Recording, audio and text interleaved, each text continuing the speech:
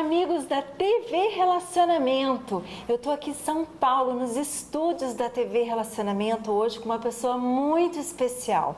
Uma pessoa que vem trazendo a comunicação, a escrita, a leitura, os estudos como centro da vida. Desenvolveu projetos no mundo inteiro, tem uma personalidade única, uma pessoa calma, tranquila e um amigo querido agora. Kendi.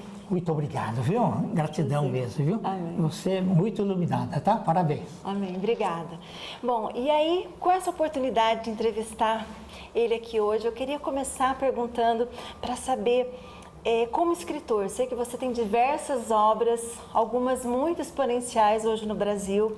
Uma delas fala sobre o call center, que é o recorde de vendas sobre esse assunto no Brasil. E eu queria uma dica, assim, uma visão única que você tem a respeito de uma construção de uma obra. O que é mais importante quando a pessoa está construindo e desenvolvendo a própria obra? Normalmente, a gente procura fazer o que acha melhor e tenta agradar também as outras pessoas. Mas isso daí é alguma coisa assim. Muitos escritores chegam para mim e pensam assim, olha, se eu começar a escrever o começo muito bem, e as pessoas gostarem, a probabilidade dela terminar o livro é muito grande. Só que ela não sabe o que tem. Então, por exemplo, eu vou escrever um livro didático. Eu divido o rascunho em vários capítulos e às vezes eu começo pelo último capítulo, eu começo pelo capítulo 8, capítulo 4 e o primeiro capítulo é o último que eu escrevo. Porque aí eu já sei tudo que vai ser feito. Aí, mas cada um tem o direito de fazer como quiser. Uma pessoa que detalhe, sabe, conta. Eu não releio o que eu escrevo, porque senão eu vou mudar tudo aquilo. Então vale aquele momento, né? Eu passo por revisão ortográfica também, mas pelo menos é o seguinte, aquilo que eu pensei naquele momento é o que vale.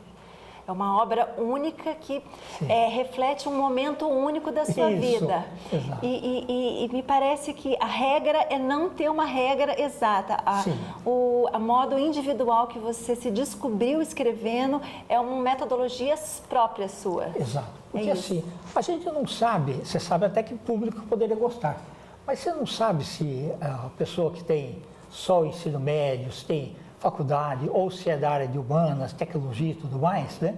Eu penso o seguinte, se não for assertivo, por exemplo, eu falo para o pessoal da área técnica, evita colocar sopa de letrinhas.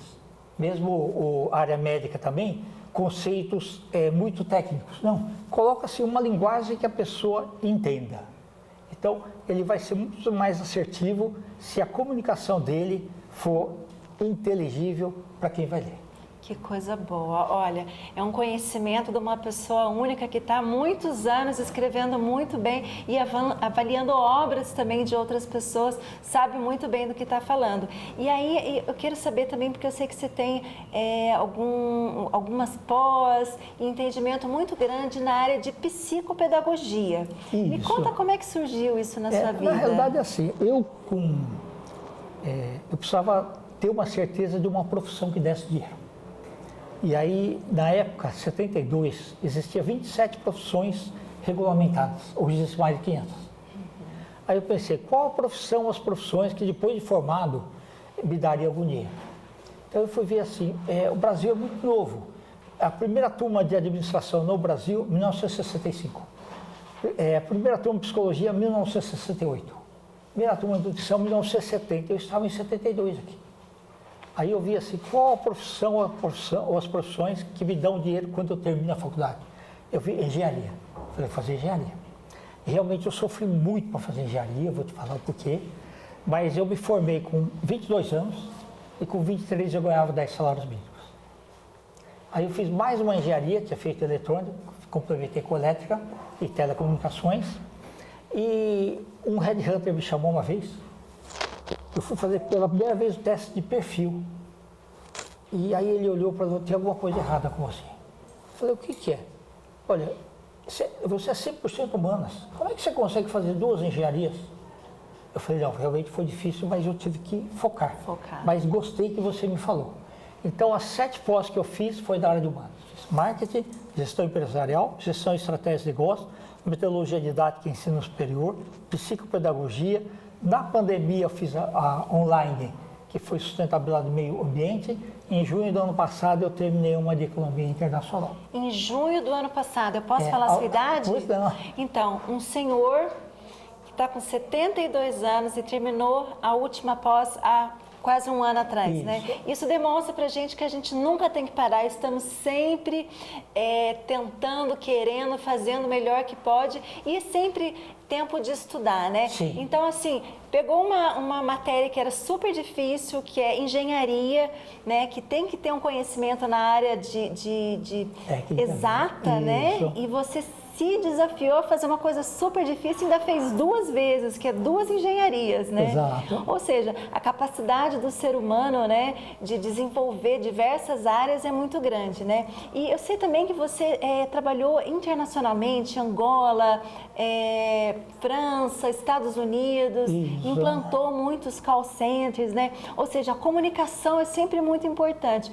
Como é que você tem essa habilidade tão grande de se comunicar? Olha, eu sempre gostei de desafios.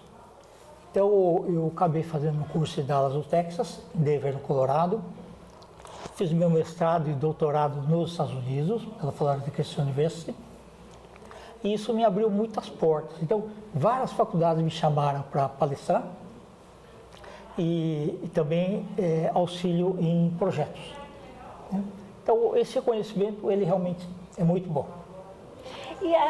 Mas é uma questão assim, a gente ouve muito falar, por exemplo, o conhecimento é muito bom, mas eu acho que o fundamental é, quando você está falando com uma alma humana, você ser simplesmente uma alma humana. Isso. Né? Como é que você conseguiu equilibrar tanto conhecimento, tanta formação em diversas áreas, com esse lado humano, que tantas vezes é simples, fácil, acessível? Como é isso? Eu trabalhei com meu pai e minha mãe numa quitanda, quando era jovem. E eu achava que as pessoas, todas as pessoas tinham que ser bem tratadas. E quando eu fui trabalhar na American Express, o primeiro mandamento era assim, tratar as pessoas com respeito e dignidade. Eu falei, isso daqui vai ser a minha meta o tempo todo. E eu fiz isso daí em todas as ocasiões. Já dei aula, eu estou capacitado para dar 22 matérias de pós-graduação, né? E um feito que eu acho muito bacana foi assim, em 2018, eu ajudo aí os alunos, por exemplo, na preparação de mestrado e doutorado, né? Então, veio um trabalho e o reitor da Florida Christian University mandou, olha, você pode apreciar esse trabalho? Eu apreciei, gostei muito, dei nota e falei, olha, só que vocês esqueceram de mandar o nome do candidato, do doutorando. Ele falou, a gente não mandou para não influenciar. Você avaliou o doutorado do Augusto Cury. Não é bacana? Do Augusto Cury? Você foi avaliador de banca dele? Isso, exato. Então me conta uma coisa, como avaliador de banca, eu também trabalho um pouco na área da educação, mas ainda tem algumas coisas na área da educação que eu não entendo e eu queria que você me ajudasse a elaborar melhor essa forma de pensar. Porque o que é uma banca? Você pega um trabalho de uma pessoa, a pessoa estudou, se empenhou para fazer o melhor trabalho, escreveu. Sim. Depois que ela terminou de escrever, todo mundo participou ali na escrita, ela precisa entregar esse trabalho para uma banca avaliar. E o que acontece normalmente na educação, acho que do mundo? Você está entregando o seu trabalho para ele ser criticado. Sim. Nunca vai estar perfeito, nunca vai estar bom. Qual que é o ponto assim, central que realmente faz a diferença para ganhar um título, para conquistar um doutorado ou um mestrado? O que eu recomendo sempre é assim, colocar a bibliografia mais recente. Porque o mundo muda, conceitos mudam, então muitos trabalhos de economia e tudo mais, por exemplo, se você avaliar hoje, falar, olha, eu li livro de 2012, 2014, ele já está defasado. O mundo mudou bastante. Então tem que ser pelo menos obras de 3, 4, 5 anos atrás. Quanto mais novas, melhor. Isso ajuda bastante a referendar. E também pegar assim, um tema que chame a atenção, não aquele corriqueiro que todo mundo faz. Alguma coisa que tenha assim, dê o brilho nos olhos de quem vai avaliar. Fala, opa, ele está falando um negócio, além de ser uma coisa atual e abrangente, né?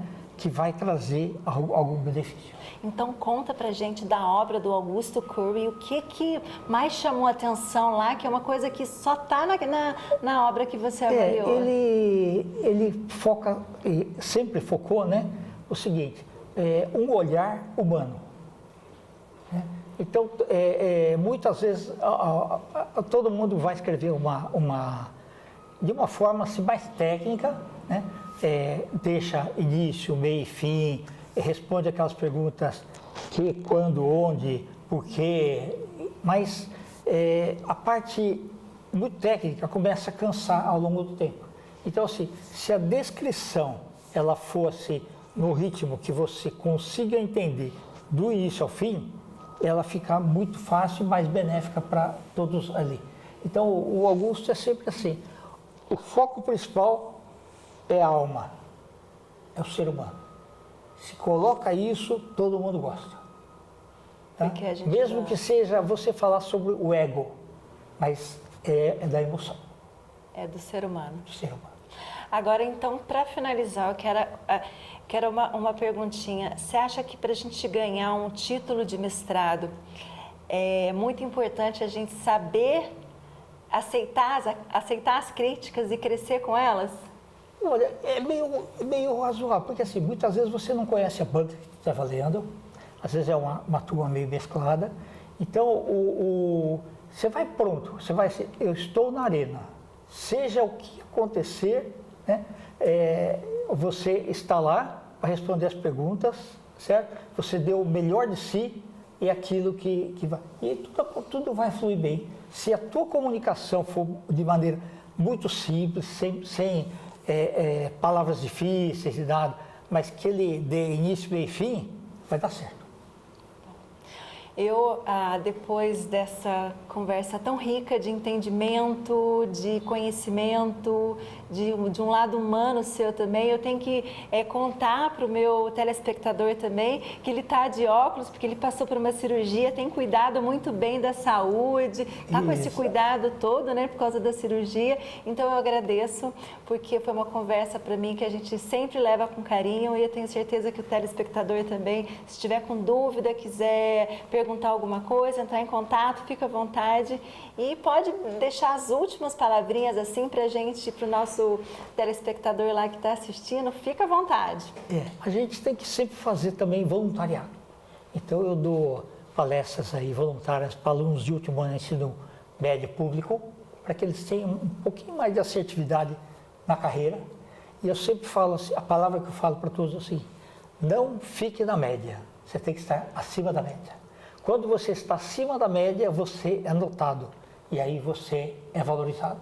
E aí eu falo assim, até no hobby, né? Até no hobby eu sou considerado o maior colecionador de gibis do Brasil. Ou melhor. Muito obrigada. Gratidão, viu? Muito obrigado aí, tá? A gente continua depois. Um abraço. Tchau.